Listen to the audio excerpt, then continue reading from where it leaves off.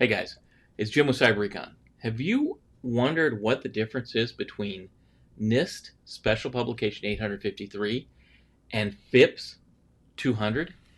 If you have, then this is the place you want to be. Today we're going to talk about the differences between these two documents and how they can help you get through the RMF process more quickly and easily. If you haven't yet, please hit that button right there to subscribe, hit the bell to be notified when we put out new content, and as always, help us with the logarithm by liking the video and also comment below. Love to see what you've got to say. So let's jump into the slide deck and see the differences between these two documents. All right, let's dive into this. Let's start looking at these two documents. FIPS 200, first of all, is a federal information processing standard, and it sets the minimum security requirements for federal information and information systems. And according to NIST, FIPS is a standard for adoption and use by federal departments and agencies that has been developed within the Information Technology Laboratory and published by the National Institute of Standards and Technology, part of the U.S. Department of Commerce. FIPS covers some topic in the information technology in order to achieve a common level of quality or some level of interoperability. That is a mouthful. So we're just saying this is a standard. It's a standard that's put out by NIST, and NIST is often directed by government and law to provide standards. In our case, FISMA requires NIST to develop standards and guidelines for the management of risk. FISMA itself is Title III of the E-Government Act, and it's entitled the Federal Information Security Management Act, or FISMA, of 2002, and it tasked NIST with the responsibility of developing security standards and guidelines for the federal government, including the development of standards for categorizing information and the information systems collected or maintained by or on behalf of each federal agency based on the objectives of providing appropriate levels of information security according to the range of risk levels. Guidelines recommending the types of information and information systems to be included in each category, and the minimum information security requirements for information and information systems in each category. Oh, this FISMA stuff and FIPS and special publication, it's so much fun. So one of the things FIPS, let's get down to it. Let's get down to details. One of the things FIPS does is it defines the security objectives, or one of the things we like to call the CIA triad of confidentiality, integrity, and availability. FIPS 200 provides the legal definition of each of these terms, and it sets the framework for how they'll be used. It also defines information system impact levels using the high watermark system that's used by most of the federal government, not counting DoD and not counting the intelligence community. In this case, the SC, or Security Categorization of an Information System, equals the confidentiality impact, the integrity impact, and the availability impact, where the acceptable values for potential impact are high, moderate, or low, and in some cases even NA are not applicable. FIPS 200 even goes on to define the 17 control families shown on the screen: access control, awareness and training, audit and accountability, certification, accreditation, and security assessments, configuration management, contingency planning, identification and authentication, incident response, maintenance, media protection, physical and environmental protection, planning, personnel security, risk assessment, systems and service acquisition, system and communications protection, system and information integrity. Those are all a mouthful. And we know that when we talk about 853 later, there are more than 17 families. FIPS defines these 17 initially as the families that are required by FIPS in support of FISMA. Additional families have been added by NIST in the control catalog later to supplement these initial 17 control families. Now, we talked about FIPS 200, and that's it. That's what it covers. It defines those things, and now we can go on to 853, which is almost an extension of FIPS 200. So FIPS 200 defines the families that are to be used to develop the controls. NIST Special Publication 853 is entitled Security and Privacy Controls for Federal Information Systems and Organizations, but we know it as the Control Catalog. This is the giant, massive list of security controls and enhancements that we put in place to secure information systems. And that's what it is. It really, in a nutshell, it's a listing of controls and control enhancements, and it tells us how to implement them at a high level.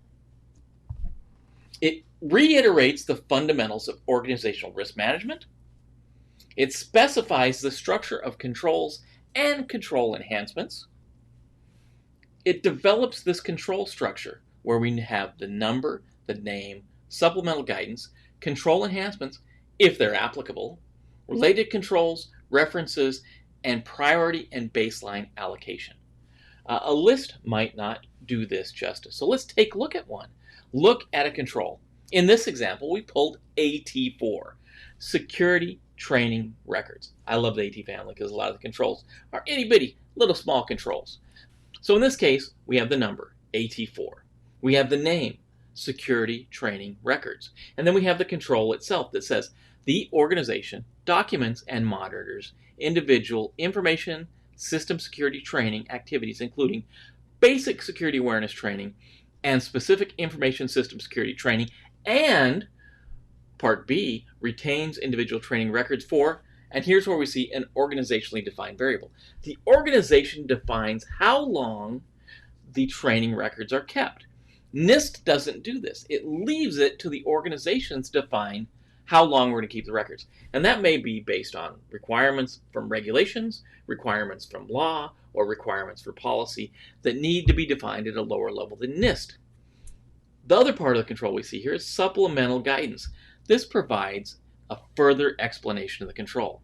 So supplemental guidance here says, documentation for specialized training may be maintained by individual supervisors at the option of the organization. So it's giving some flexibility that a training organization doesn't have to maintain the records for specialized training. It can be done at the individual supervisor level. We also see here related controls. AT2, AT3, and PM14 are controls related to AT4. That means if we can't put AT4 in place, maybe we can use these other controls as supplemental controls that'll help protect our information system. In this case, there are no control enhancements, but if you'd see them, they would be in parentheses and they would look very similar to this control.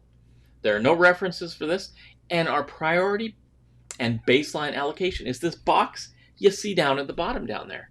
So this is a P3. That means it's a priority level 3. That doesn't mean it's more or less important than priority level 2s or 1s. It just means as we're building an information system, as we're building the system out, this would be at the 3rd level. We do things at priority 1 and priority 2 before we do this one. So things at priority 1 and 2 would be something like do the training. So now we have a record that we can maintain. It would be hard to maintain the record if we haven't done the training. So that would be why doing the training is either a P1 or a P2. We also see on here, there's a low, moderate, and high box. These are for baselines. With the high watermark, we use a low, a moderate, and a high level baseline.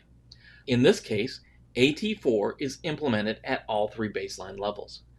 In other cases, you may see a control or specific control enhancements only listed at 1 or more of these levels, and they may not be listed at all. That means it's up to you to use the control when you need it.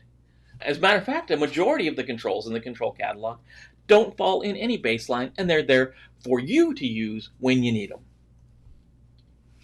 853 goes on further to define control baselines, how to determine baseline selection, baseline tailoring process, and scoping considerations defined in the book.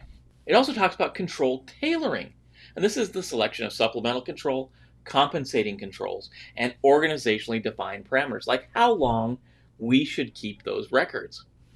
It also goes over the control selection process. It has a number of appendices, as you see on this slide. This is the back of the book. This is where the good stuff is at. our references, our glossary, our acronyms, our security control baseline summaries, our assurance and trustworthiness levels, the actual security control catalog. That's the big part of this book. Appendix F is the big part. That's where all the controls are.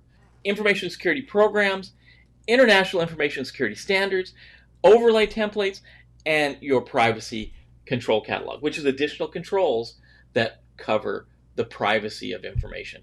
Normally we see these when we're implementing systems with PII or personally identifiable information.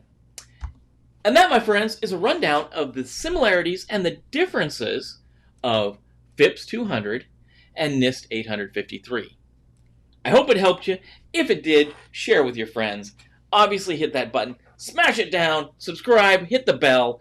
Let me know what you think in the comments, share with your friends, and like the video. That's all I got to say. Till next time, we'll see you right here on the Cyber-Recon channel.